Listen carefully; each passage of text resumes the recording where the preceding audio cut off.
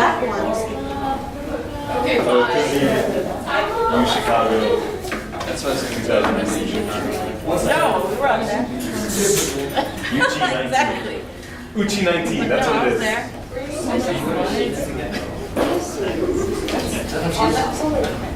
Alright, let's circle like that. Cheryl, can you send a picture of my back to the entire church of Pittsburgh? Because I'm always sending it to me. But that's hilarious. Wait, I didn't get a picture. You sent it to that little boys group?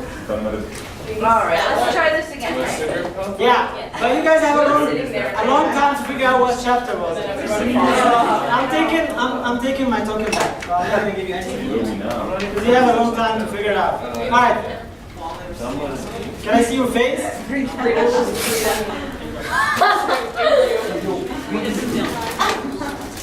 go. Thank you so much. All right, I think we can start it over. I started by Muna Zofi. In the name of the Father, and Son, and the Holy Spirit, one God, Amen. So, I'll shut it. you didn't miss anything. If you weren't here a few minutes ago, we were just starting, and this is the third lecture and the same theme that we were working on at the time of love. And in the last two lectures, I guess you guys were still on the same chapter of Ezekiel 16, right? Yeah. But this is going to be a different lecture because we're starting with a different book and a different chapter. I think it was Marianne who guessed that this is a Song of Songs. Who is this coming up from the wilderness, leaning on the one she loves? And the question was, what chapter is that? It's chapter 8, verse 5. And I want you, if you can just put yourself in there and think, who is talking here and to who? You can, there's no right and false. It's just like, you can think about who is talking. Who would tell who is coming up from the wilderness, leaning on the one she loves?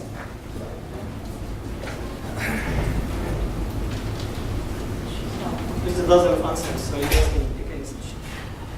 Alright, I don't want to have a dozen, just one people. Solomon. Huh? Solomon saying Solomon saying to who? to us. He doesn't know you. George? Us and Christ. Huh? So she is us, Okay. and the one that we love is Christ. So who's talking? Jesus? You didn't answer. Oh, Christ? he's asking the question. He's asking. He's asking. He sees a beauty, nice girl coming out from the wilderness, and he's wondering, who is this coming out from the wilderness, leaning on the one she loves? Hero? It's the boy.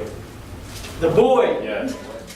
Okay, who's talking about? Well, there's the guy in Song of Solomon. So he sees a couple coming there. No.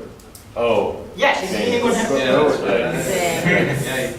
Yeah. Alright. We're not gonna listen. Okay. Oh. Just, I'll cut this short. Well, Matt, and this is the last answer. Go ahead. I'm kind of cheating. No, don't cheat. I'll cheat myself. I want to hear it. All right. So, unlike the answer that you have over there, and again, like I said, it's not true or false. It just my thought about this verse was looking at human being, human soul, the one we were talking about in the last couple of lectures. But who's talking? When I thought about this verse, I thought about the angels looking at us. And to be specific, looking at Adam and Eve, when they saw them in the garden, when God created them out of the dust, and He breathed and made them a creature, the angels were there for a while. And the only thing they were doing was breathing the Lord. The nature from which the angel came was a complete spirit, right? They're spiritual creatures. And they were surprised when they saw this creature out of dust, enthroned as a king on the whole creature. And God gave them the authority, and they started joining the choir, praising the Lord. And I thought about this vision when they saw Adam and Eve committing the sin, kicking out of the paradise, and they were crying and asking God, are you going to leave them like that? We love the way they are. They were nice creatures. They have this weird mixture between earthly nature and heavenly one. They were pride creatures, and they were living here with us. And all of a sudden, the serpent take them away. And I was thinking about them every now and then, asking God, are you going to leave them like that? Is there any way that we can do to get them back? And because the sin was so sinful, and the result of this sin was death. This is a part of Michelangelo portrait where the angels whispering in God's ears, what's the plan? Thank you. What are you going to do to save these creatures? In the last couple of lectures, you guys had a plan where God was establishing a covenant. And I was there yesterday when Sayyidina was explaining what is a covenant. That was the first trial of God as a plan to get them back. I don't want to go through what Sayyidina said yesterday, how he spread his wing on us, covered our nakedness, and I think now the picture is clear. Who was naked? Adam, right? He covered them, and he entered into a covenant with them. What was the covenant? In the history of humanity, can we share thoughts about what was the steps of the covenant that God had with humans? One? I'm expecting so much. To be one. There were stages of the covenants To be throughout one. the history of humanity between God and man. First step was the promise, right? When God said, there is a Son of Man who will come and save you. That was the first step. Second step, when they were on earth, God was giving promises that He will save us. And started by Noah, and the great star of covenants, who's a great person in the history of humanity? Abraham. Of course, Abraham. And he had this covenant. Read about it in the book of Genesis. How many God renewed his covenant with Abraham and gave him his offspring, Isaac, Jacob, and Joseph. Then we see this covenant one more time when God had a new covenant with the nation of Israel, having the nation of Israel, giving them the law. And the last stage of the covenant was Jesus Christ. right before. The prophets, was long history of prophets, covenants of prophets, and these were all trials to save, to get them back. Finally, as Sayyidina was talking yesterday, and I'm not going to go through everything, but I just want to give a very, very quick review of what are these grace that we had, started by the water, I think you guys read that yesterday, right? Water, and what was the water? Baptism. Then I have after that, we have the anointing with oil. What was the oil? You can cheat. It's over there. The Holy Spirit and the oil of man, right? Go ahead. What else? I clothed you in embroidered clothes and gave you sandals of painted skin. And Sayyidina said that. In the prodigal son, you saw the sandal, and he even asked, do you think he came off this trip with no shoe? Of course he had one, but this is like the early father was thinking about it as a protective thing that God gave him to come back. Clothed you with fine linen, and this is a pure image of us in the New Testament, and covered you with silk. This is like kind of spoiled. You know, the silk was a garment for kings, right? Then we have more and more. We have how he put jewel in their nose, earrings in their ears, and these are, if you notice, it's all sensual things, right? So he put like, you put like earrings over here, there, It's like, and back then, this was like a sign for what nation you are, what God you worship. These were signs of different nations over there. So just to be sure. And after, the last thing he was talking about here was the the fine flour and honey, and this was the Eucharist. So at the end, he phrased it in a very royal way, saying that you were exceedingly beautiful and succeed to royalty. This is like a nice image. You see, that's kind of very exciting. And the angels, looks like they were so much excited about that. Then they responded and said, wow. Who is coming up from the wilderness? This is the soul, the human being coming out of the wilderness, leaning upon her beloved. And the next verse that I want to add, still in Psalm chapter 8, I awakened you under the apple tree. So the lecture today will be about these 3 steps. About wilderness, about leaning on the beloved, and finally about this pretty apple tree. Let's start. Who is coming up from the wilderness? What is the wilderness first?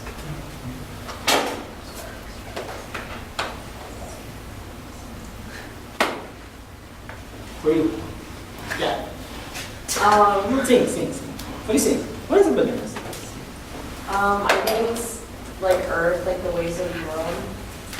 Your ways, great. Your life. What else? Difficulty. Okay, every hardship, hard times we have, problems. Great. What else? To me, wilderness signifies unknown. What? Unknown. Unknown. Yeah, you're coming out of the wilderness, which is a jungle, so you're coming out of nowhere. I lost in there. Yeah. Let's repeat. What else? Darkness and chaos. Chaos. Okay. What else? George is like, okay, kill it for next time. Fine. What else? Okay. Let's go back to the Bible.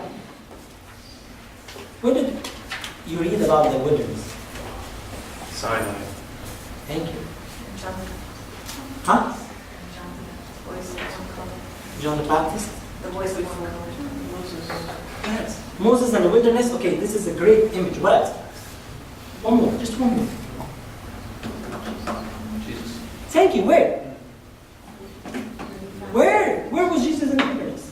What happened to him? Huh? He fasted and he was. Thank you. Let's think about these two situations. And try to apply that on us. Okay? That's what we look for in the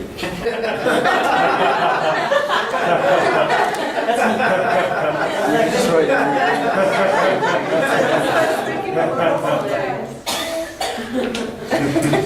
Why? Why? Why would God leave them 40 years in the wilderness? Why? Have you ever thought about that? You know how long would it take for them to walk from Egypt to the promised land? 2 weeks. Thank you. 10 days, 2 weeks, depends on. There are some stations stopping there. 2 weeks maximum. 2 weeks. People used to travel, by the way, in Egypt. They would travel to Jerusalem, walking. Yeah, that was like traditional. That wasn't even so far. A lot of monks in the Bereshit in Egypt, they used to walk to Jerusalem. It would take them 10 days. Why did God let them wander 40 years? And the question that we always ask, why God? Do you leave that? Do you leave me alone? Why do you let me go through these hardship, chaos? What do you say? Unknown? What's going on tomorrow? That's our wilderness. And God let them 40 years in there.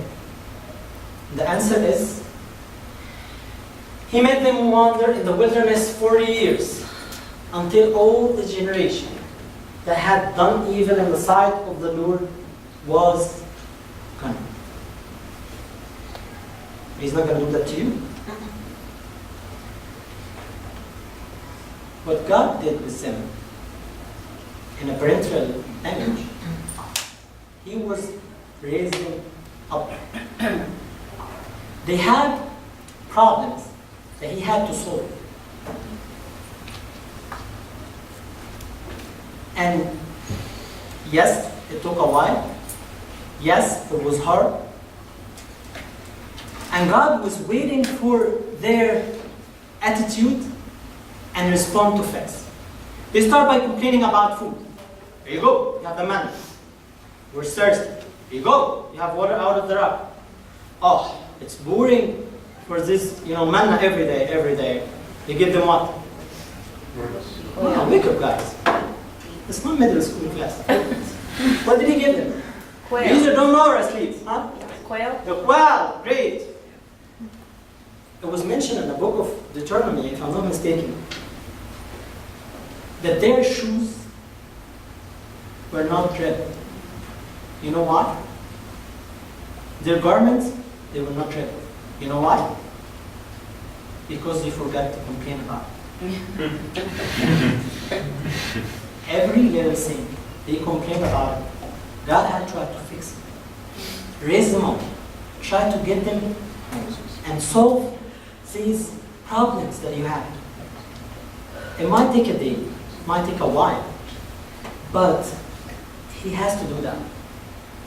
Because the symbol said, flesh cannot inherit eternal kingdom. We have to change from this earthly life into the heavenly one first. I'll go back into the same idea, but let's go to the different place where we see the wilderness. We saw Jesus in the wilderness 40 days. And it was mentioned that Jesus was led by the Spirit into the wilderness to be tempted by the devil. And it was mentioned only 3 trials. But these were only examples, by the way. You know that the devil tempted Jesus 40 days, non-stop. Non-stop. Bless you, please. And let's ask the same question. Why God let the devil tempt me this way? Why do we have to go through all this?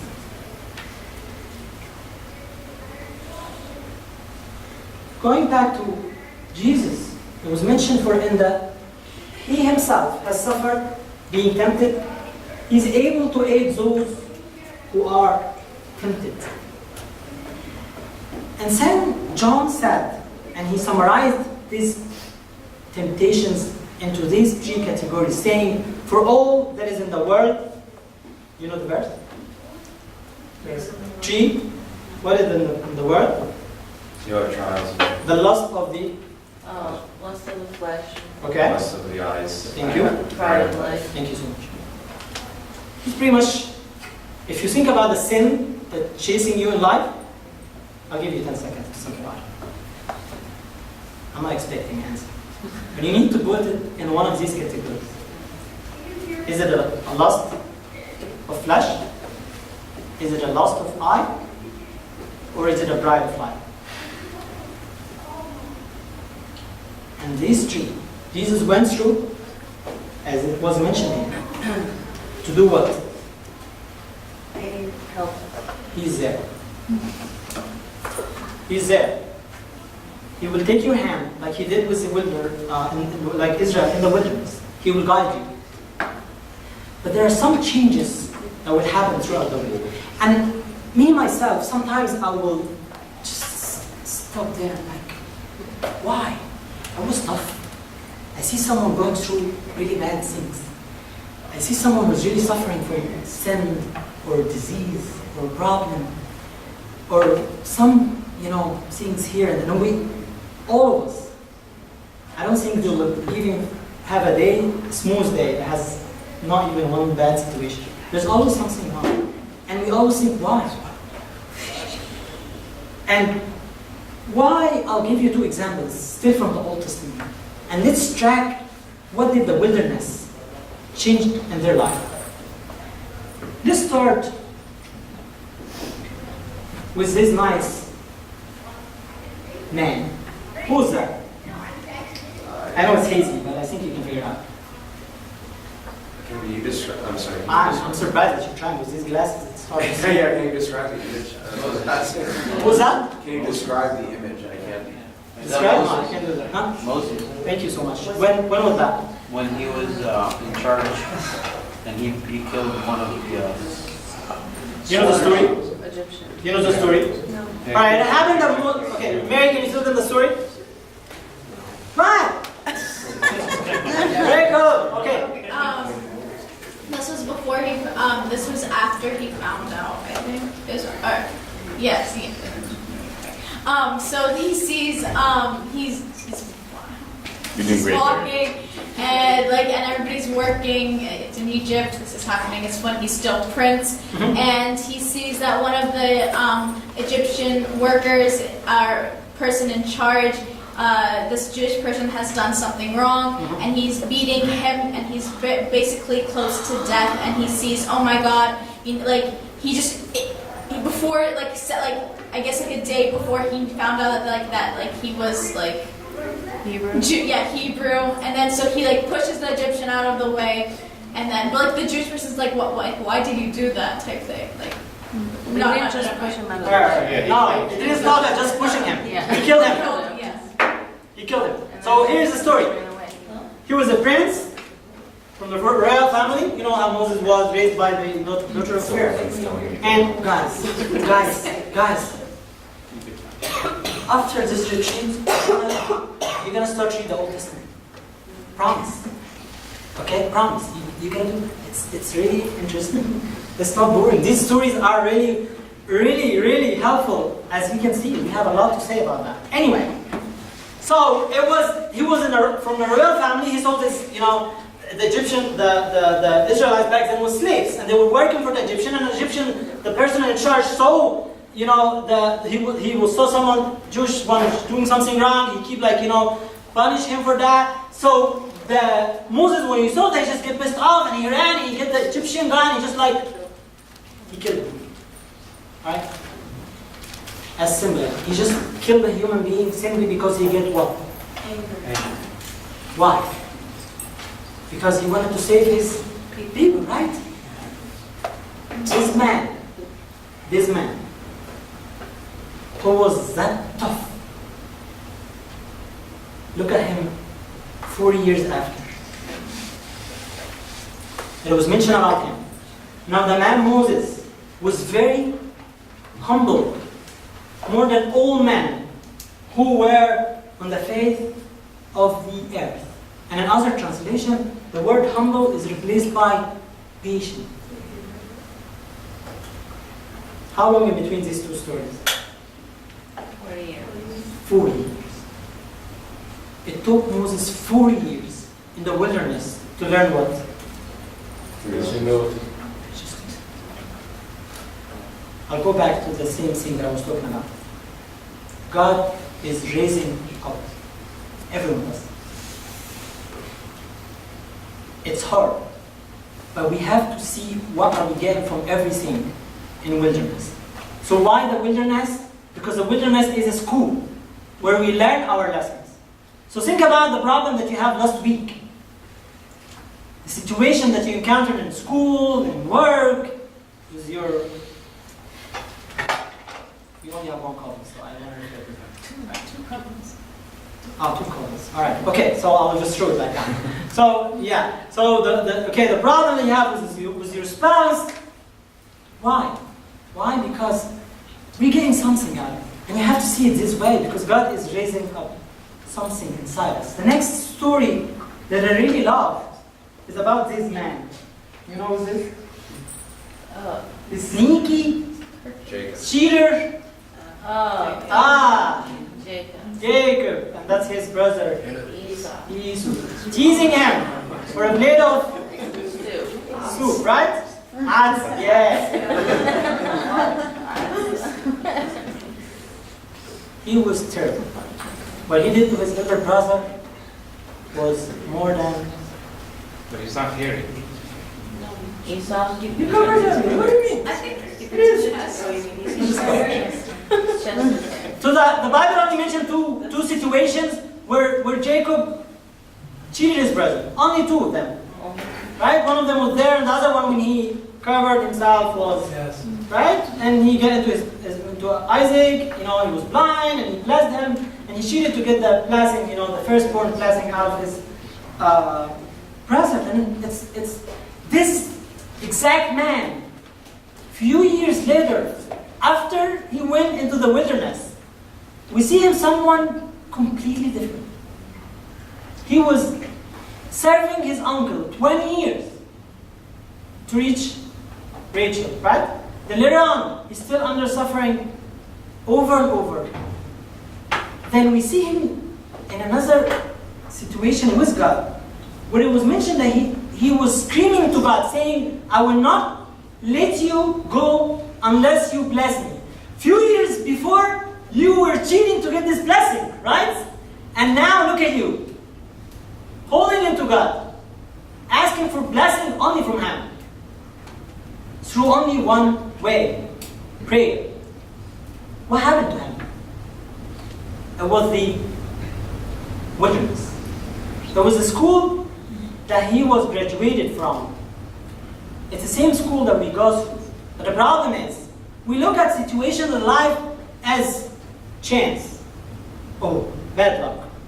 Oh, just because someone doesn't love me, so it's just, she mean that, and she was just like trying to put me in trouble. And we keep looking at the earthly hands and we don't see the heavenly one. Joseph was so smart. When he get his brothers back, I'm not gonna tell the stories anymore. You guys have to go and read it. When he, after years of suffering with his brothers, when they came back and he saw them, what did he say?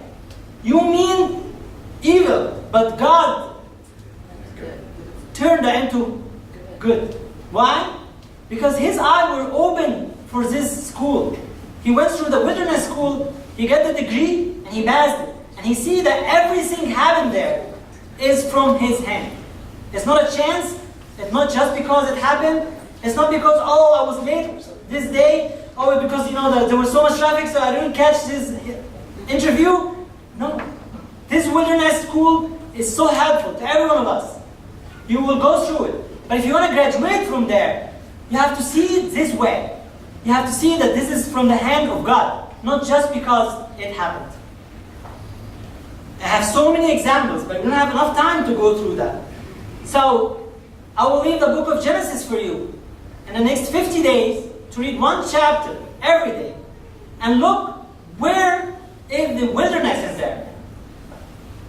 What we can get from this school. And here is the fruit. The degree that we get when we get into there. If anyone is in Christ, he is a new creation. The old things have passed away. Behold, all things have become new. This is new vision, a new way of looking at things. Because we are in Christ, we have this heart, no eyes. And you know why? Because we're leaning upon the one whom we love. Okay? So this pretty lady coming out of wilderness of life, what really made her look at beauty, what really made her going through the wilderness is leaning on her beloved. So that's for you and for me. When are we gonna learn just to lean on him? Just right before this, there was a very nice verse in the same chapter, chapter 8. I'll go and read it for you right before. Listen to that. She was talking about the same beloved. And she said, his left hand is under my head. Imagine with me. His left hand, I have like a, my wife, okay? And she is like describing, his left hand is under my head, and his right hand embraces me. This leaning process, this leaning process is what really makes us go through the wilderness. I don't want to just talk. I want you to think about this wilderness of life. How we can lean on him, how we can have him in there. The next verse will answer this question. It says, I awakened you under the apple tree. What is the apple tree?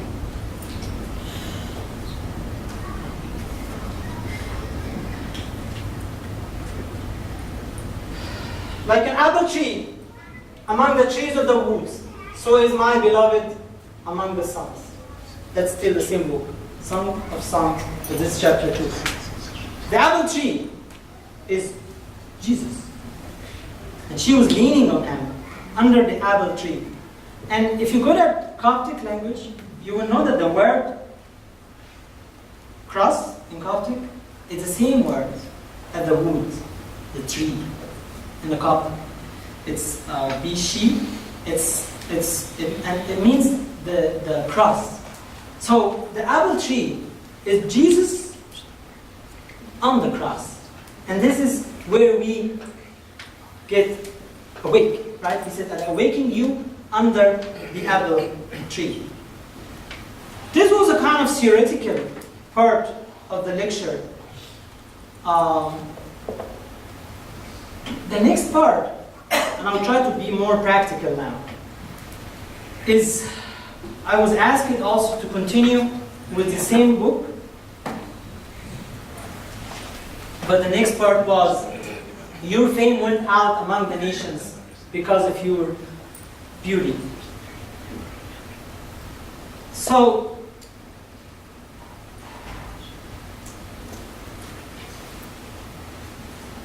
the first stage that we have, where we see him, we lean on him. We go through the wilderness journey and gain leaning on him. When we get this company with him, when we get him with us, that's when we start to look beauty to everyone outside. The same way like the Samaritan woman. Did you see what she did? What did the Samaritan woman did once she figured out that she had the Messiah? She ran. She never went home, right? What did she do? She started talking about him. Living in this community, where 99.9 of us don't dare to talk about him because, I don't know, what we just do. Some of us have legal issues, some of us think that's silly to go and talk about him outside. Some of us think that's not even practical. Some of them said that this gives even a wrong message. I was in WD like a few weeks, no, actually 2 months. That was like in agreement. And I saw this post of, I don't know, it's like Jehovah's Witness or something, standing there. And every time we see like, a girl walking there, like, short or something, start to say bad words. You bad. is a savior. You have to follow him. You can't be dressed like that. And they were so tough. And sometimes we get the whole package of talking about him in the same way, right? And no, we're not going to talk about him because it's like, we can't do that. So in the next 10 minutes, hopefully not more, we're going to be talking about a message that St. Paul sends to us and tell us how we can do that. I will make it very short, but it's going to be you who are going to give me examples of how we can do that. And the thing here, like we're talking about, is the fragrance of Christ. So we are we're the fragrance. How can people smell the fragrance of Christ? It's a very long chapter, but I'll just make it very short. We give thanks to God always for you all, making mention of you in our prayers. Remember, without ceasing, your count with me. 1. Work of faith. 2. Labor of love. 3. Patience of hope. 1. Work of faith. 2. Labor of love. 3. Patience of hope. And he says, if you become followers of us, so that you became examples. How? Stop talking. Work of faith. Labor of love. Patience of hope. Let's start. Everyone will tell me something. Work of faith. How we can show work of faith out there.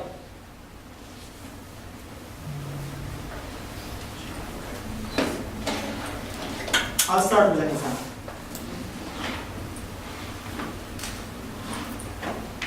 I don't think you understood anything. Stanford. What does it mean? Stanford? Like the university? Yeah, you need to go to your. I was there one day and I had the LASIK procedure. Stand up for your faith. How? Like, defend it. When you see something wrong, you stand up and you point it out. Really? Can you do that? I can do that. Can you? When someone questions your faith, you Throw out the big guns. Instead of just maybe like agreeing, passively agreeing, just that you don't have to worry about or something. Say something to show them that you believe strongly in your faith and you can stand for it. Let's do simply. You know what? I don't drink.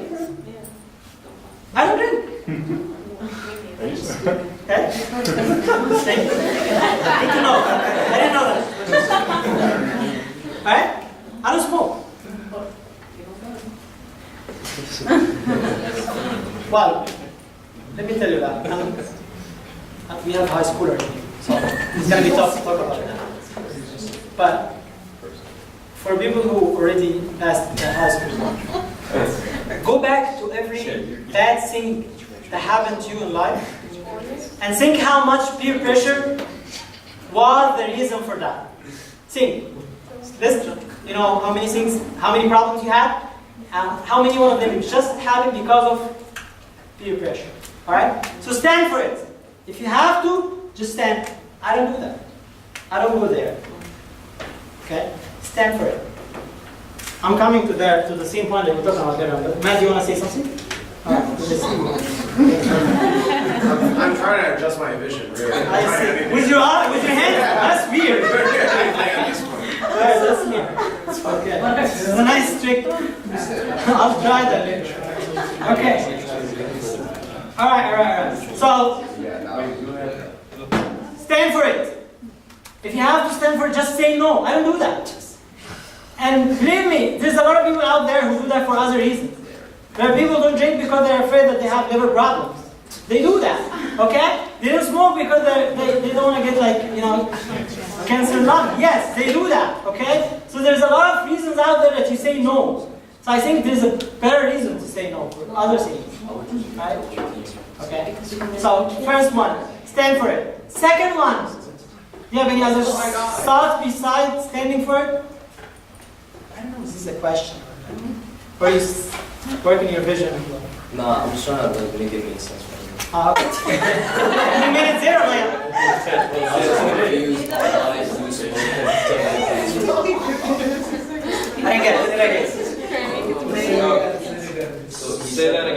Say it again, what did you hear? What did you say about smoking to avoid cancer? He's saying, he's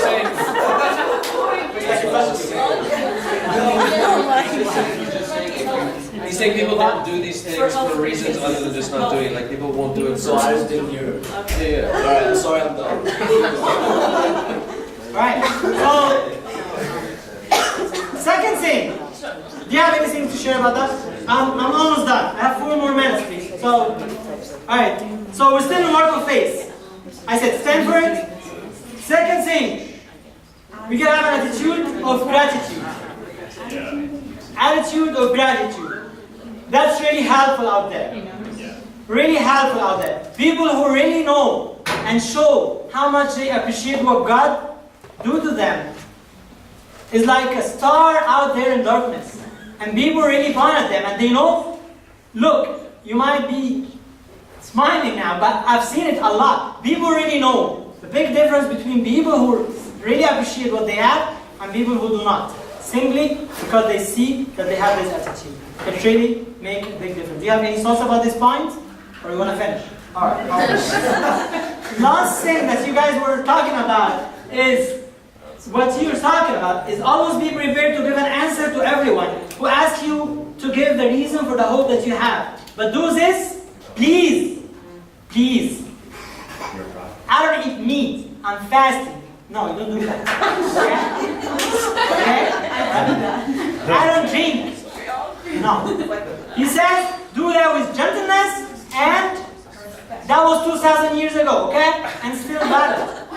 Do that with respect and gentleness. If you change your tone, you lose the point. Okay? You lose it.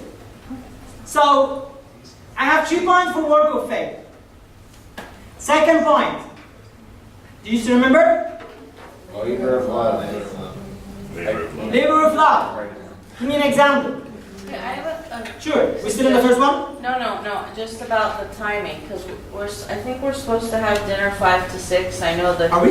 the picture messed up everything. Yeah. So is there any chance? I'm done. I have 2 minutes. No, but is there, I mean, I feel bad to rush through it because we wanted to talk about it, but we're supposed to have a break at 6. Can we just continue at 6? Do you mind? That's yours. Do you guys mind if you can? So we can focus. Yeah. I'd rather just rush you. Yeah, I don't we feel good shouldn't rushing rush through it because it's good stuff. Is that okay? I'm so sorry. No, you're not sorry. I'm hungry as well. Yeah.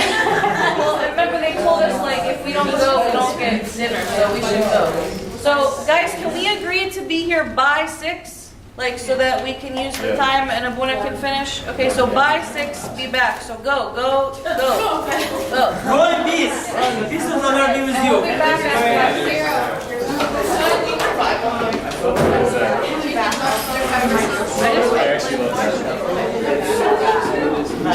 Really? Time you guys are gonna be here, I'll look up. Right. Now we look. Let's go. So we started talking about how we can our fame go outside and how we can really represent everything we're talking about in the last 3 lectures. Sayyidina talk about how we get everything in the time slot.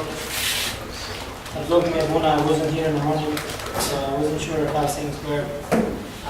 I didn't. You didn't? Alright. I didn't miss it.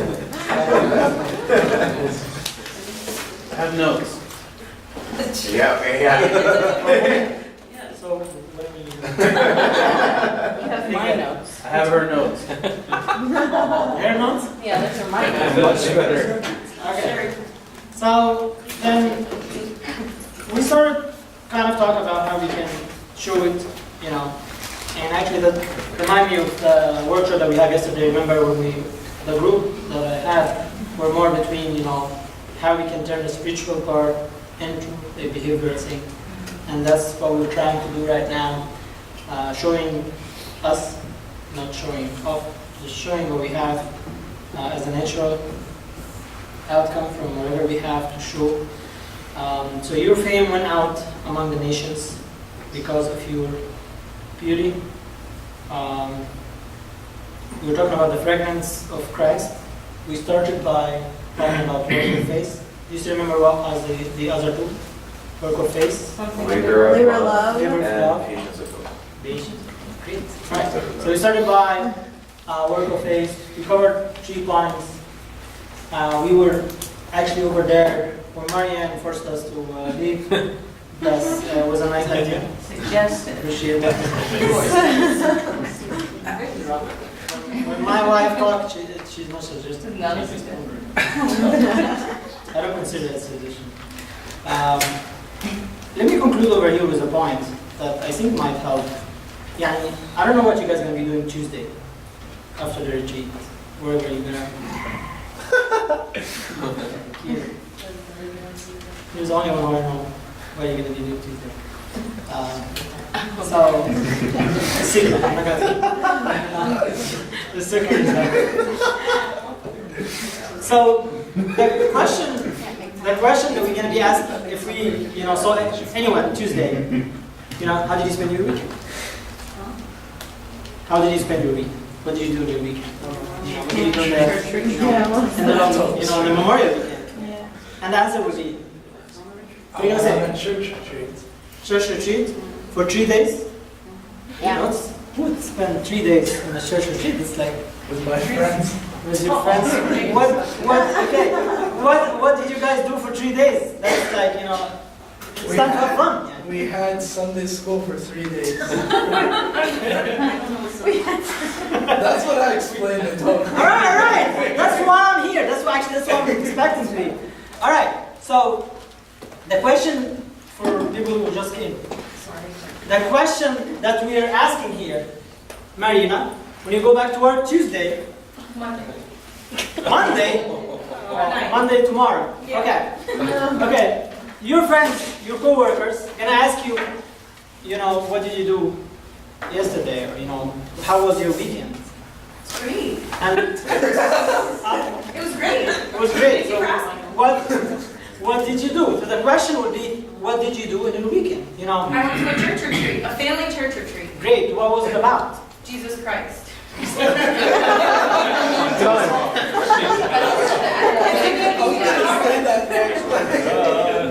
gonna say how to interact with you guys and not lose my mind. And what if they ask where you saved them?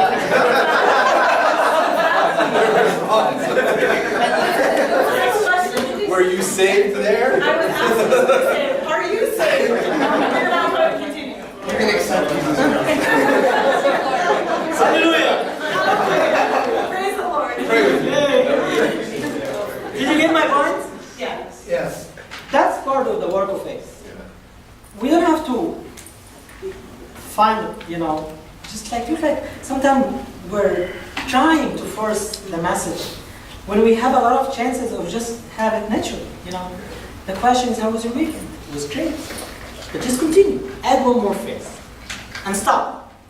Just stop. Say, we have a very interesting family retreat in the weekend. That's it. I'm expecting there would be a next question. But it would be from a thirsty person, not from someone who is just forced to hear this boring church message. Get it? So, and this happens every weekend. I see people around, and I see my son, he's only 10. And his friend will ask him, what did you do yesterday? I was in the church. Every Monday, he would be asked the same question, and every Monday he would be answered the same question. Okay, what did you do in the church? What time did you made it there? And because he's a miserable PK kid, who made it there sometimes at 8:30 in the morning, he would say, I spent 6 hours, maybe 7, in the church. And the other kids, of course, would be like, bored, It's just too much. And that's something pretty much happened to all of us every week. So, how we just deliver the message in a nice, smart, gentle, and respectable way, that's, I think, we need to find a way to deliver this message every week.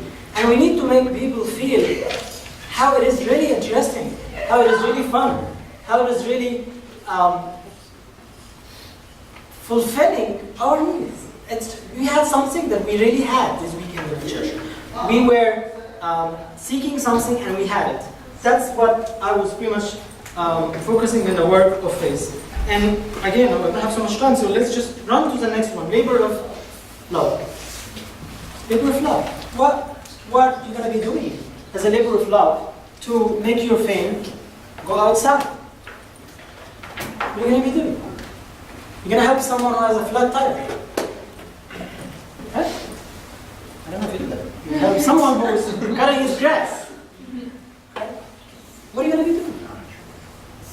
What are the work of the labor of love that we're expected to do? Feed the hungry. Feed the Feed the hungry. hungry. Visit lonely people.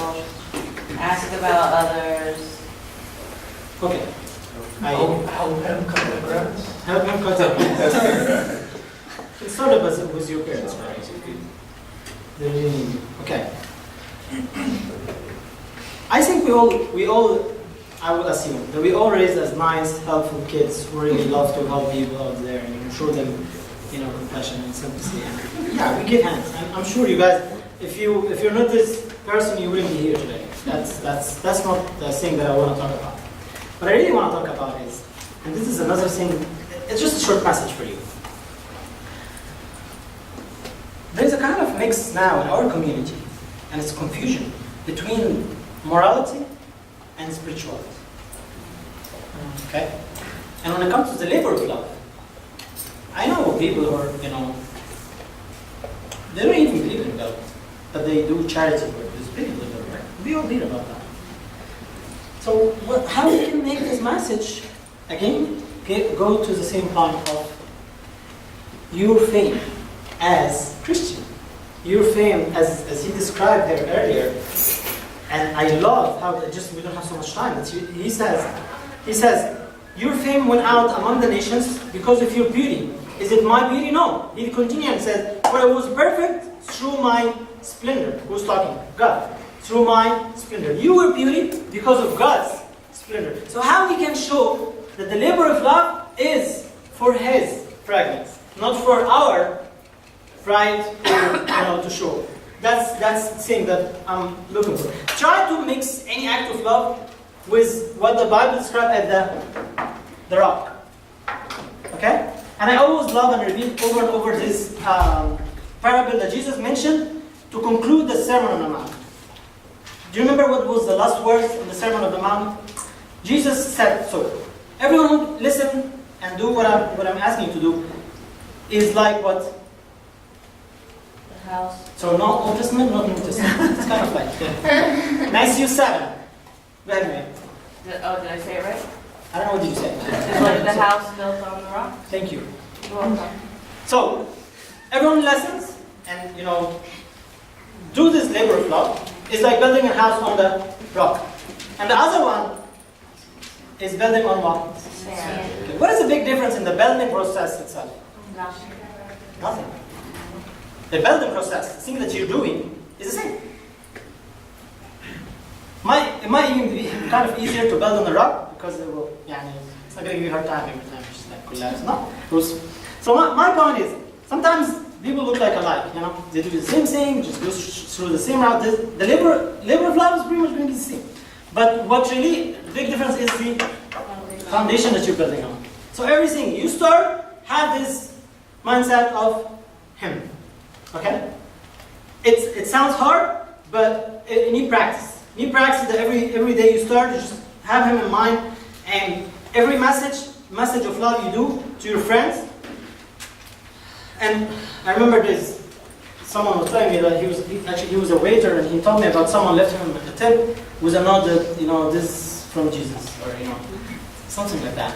It's kind of stories that you hear and this sounds good, but who would do that? Or people who just pay the toll for. We hear these stories every now and then. But how we can make this labor of love to go more is, I have only 3 words. It's mine. It's mine. It's mine. That's 3. Keep this in mind, okay? And this cheerful attitude. Number 2, help. help, and always have this foundation in your mindset. Help, and number 3, talk about him. Just talk. Every time you do a labor of love, mention his name somehow. Every time someone will come to you as a servant in Sunday school and say, wow, that was actually a great presentation. Oh, that was a nice lesson. Oh, that was actually a nice hymn that you said, or so and so and so. We need to put him in the front. Talk about him. You know, forget about yourself, start talking about him. Very quick, because I don't have so much time, I'm running out of time, I only have 5 more minutes finishing the last one, which is, the last one is? Patience. of hope. Oh, hope. Patience of hope. What is hope? What is hope? Knowing that something good is coming. Carl? That's what I would say. Same answer? Knowing that something is good is coming? Not knowing, but believing. Believing that someone is good is Believing coming. that, yeah, something good is coming. Like, I hope you have a nice day.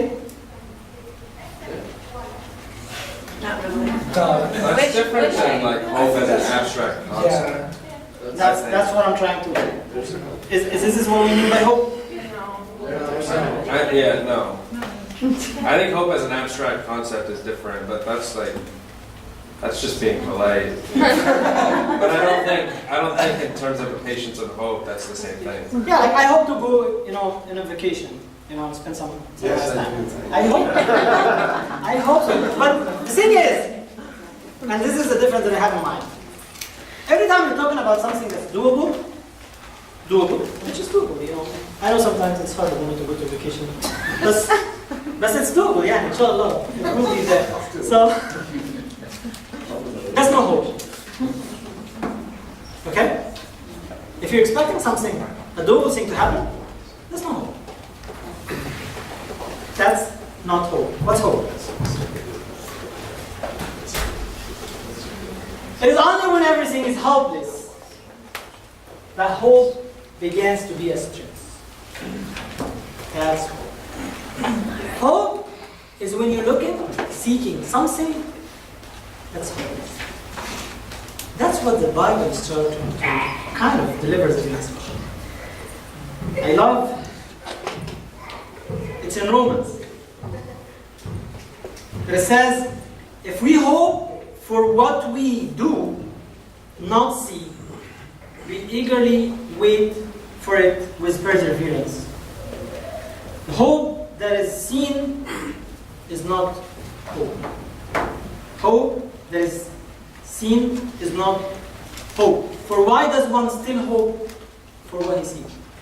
Okay? Hope is a very big word that we need to learn. Let me be practical in the next 3 minutes. You guys, only, you were raised in a community, in a society that teach you how to have self-confidence, right? That's what we teach our kids when they're just like kindergarten. How to have self-confidence, how to do things, how to have this trust in themselves that they can do anything, And we read them and deliver this message over and over, and that's okay. It's good. But the problem is, once these kids go outside and face what you guys are facing now, I can't do it. Okay, I was taught that I have to have self-confidence and everything can be done. Success is a way that and all these nice words that your parents will keep telling you when you're young. You can do it, just work harder, and I want to tell you, you can just pray for it, Nice. But sometimes it looks so hopeless. That's when hope starts. When you face things that challenge your self-confidence. We were taught how to solve our problems. But once we face these hopeless situations, we need to learn this kind of hope. First one, how to change self-confidence into God confidence. And that will show only in the hopeless situations, when it's really hard. I don't want to keep telling you stories of the Old Testament because it like sometimes make me feel bad. But we have a story of Abraham. You know, it was hopeless for him to have kids. Hopeless. Physicians, people who have any knowledge about biology know that this was hopeless. It was hopeless. Okay? Someone was like end-stage cancer. It was hopeless. These are hopeless. These are times when we have to start have God confidence. Number 2, wait patiently. Easier said than done. I know. And that's what it's for. Okay? I'm pretty much done. I don't want to talk so much. But in the next couple of minutes, if you guys have any thoughts, questions, comments, I would love to share with everyone. Okay. In the slide before, when you mentioned talk, and you said we're supposed to kind of bring God into it. Let's say somebody say, "Oh, you did a great job on lecture X." You did a great job on job X. Okay. Should I respond to something like, "Oh, thank God"? Is that good enough, or do we need to you said put God somewhere while you're talking? Is that the kind of talk you're talking about, or you're talking about with thanks to grace of God, like make more elaborate and bring God more? Like at what level are you talking about you should bring God in the middle of the talk when somebody outside of the church just says something nice? Right. Yeah, I was actually going to start with the same thing. It depends who you're talking to. Okay. But my point always here is, I always want the speaker to be the headed boy, and the listener is the one who's really eager to listen. You know, you have to be smart. You have to make him ask questions. You have to give the message in a way that fulfills what he really seeking. You can't start just to lecture people out of nowhere. You can't just respond to someone and say, "Oh, that was a great job," with a 10 minutes lecture about how God, worked hard in your life and how He turned you from a failure to, the amazing thing that you were doing. People are not expecting definitely to hear that. But it's more into conversation. I wonder if you have any things, but I think what's really important too, Mark, is unless you have that fellowship with God yourself, don't talk at all. Because my biggest fear is many of us will talk, but we're not being fed from Him. There's no fellowship with God. And when we talk, it's just a matter of filling up, the conversation, or feeling like I have to because Abuna talked about my responsibility.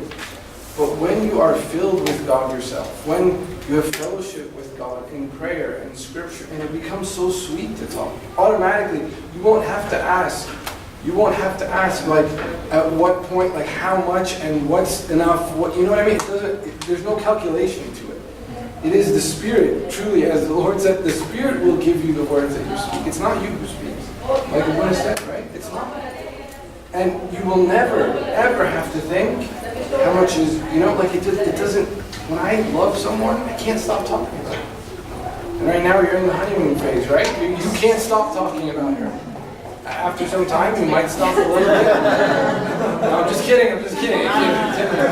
I know we didn't have a love marriage talk, but honestly, that's what you want to talk about. Your wedding and how beautiful it was, and how beautiful she was, and everything, and how amazing. And when you're connected with Christ, when it's so sweet, when that true covenant of love is there, it's natural. It's natural. I don't have to see it. The Spirit is ready to speak. Yeah, I remember when Sam Paul was talking to Timothy, and he was asking that to do that in a proper time and in a proper time. And people were asking, like, what do you mean by improper time? It's just because it happened naturally to the point that you might even talk, in really improper time. Because, like you said, I have a story which is kind of, there was a priest that he's from the islands, right? He's from the islands, he's a Coptic priest, and he came, Abuna Antonio Connor is his name, and he came and gave us a retreat way back. And he was talking about how, And I know this is going to sound ridiculous, but even in the bathroom, like honestly, he would say, God, please open the valves. God, please close the valve. But, and it's crazy. Hold on a second. Listen, the reason I'm saying this, as crazy as that sounds, God was always on his lips because he was so connected to God that it was God who he reached for when he was in pain and suffering in the bathroom. Like honestly, like you laugh, but you laugh about it. But when you're connected to Christ, that's what happens. That's what happens. It's honestly like there will be no time where you feel like this is, I can't because of this and because of that. And then we start all of a sudden, well, you know what, my coworkers will start saying this and I will get a lawsuit, and then we start calculating because you know what? Honestly, you're not filled. You're not filled. Your fellowship is lacking. And so you will make up all these reasons why you can't, and I'm not really equipped, and I'm not, you'll put all these hurdles, all these barriers. But what did St. Paul do? He found, because it was all he could talk about with Christ, because he was filled, he found a new way to talk about Christ in every situation. Whatever city he was going into, he knew exactly what the Spirit gave him, exactly what he needed to talk about. It didn't matter. There was no calculating.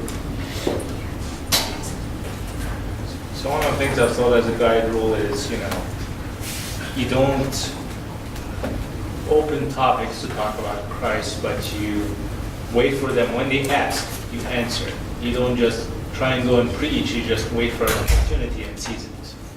That's it. That's what I was told as like a decent strategy to follow.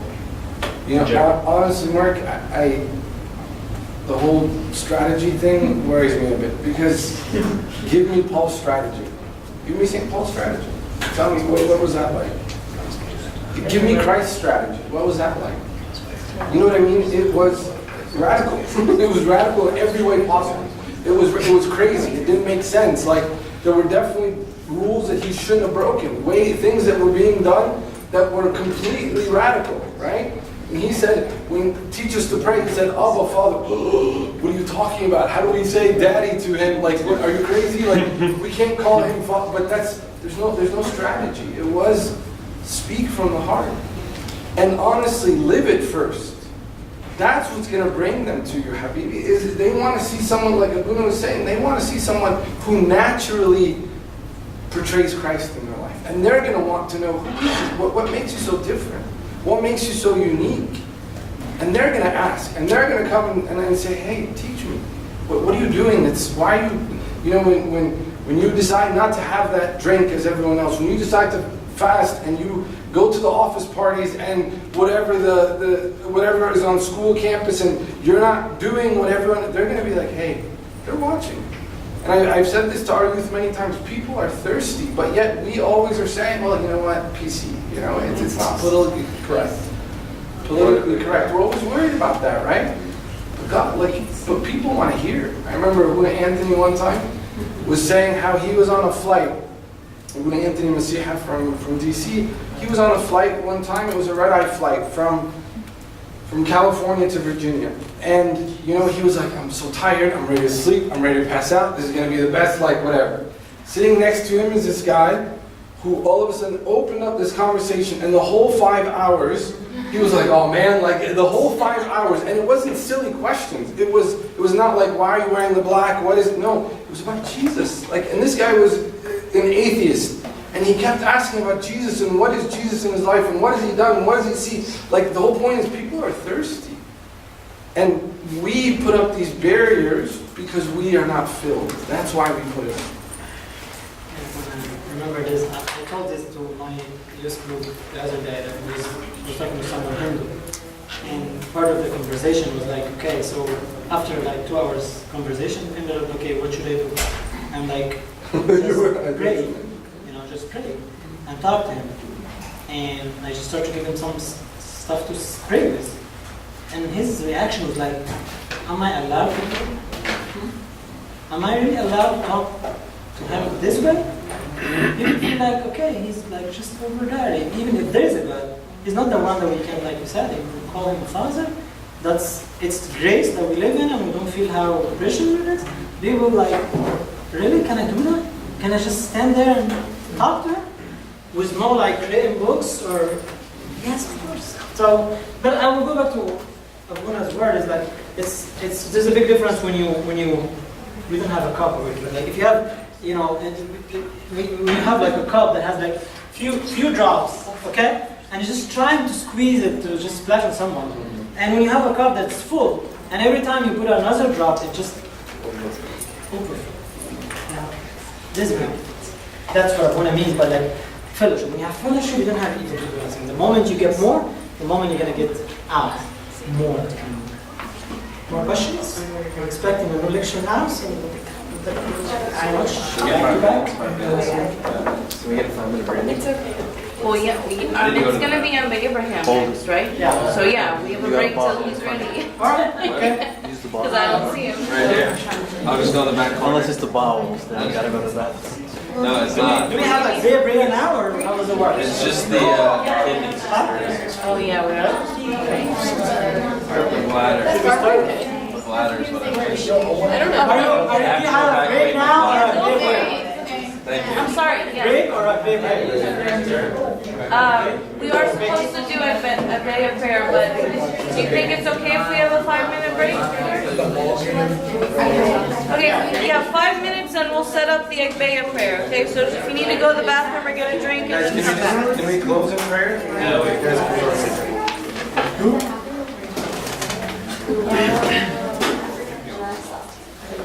It's our prayer.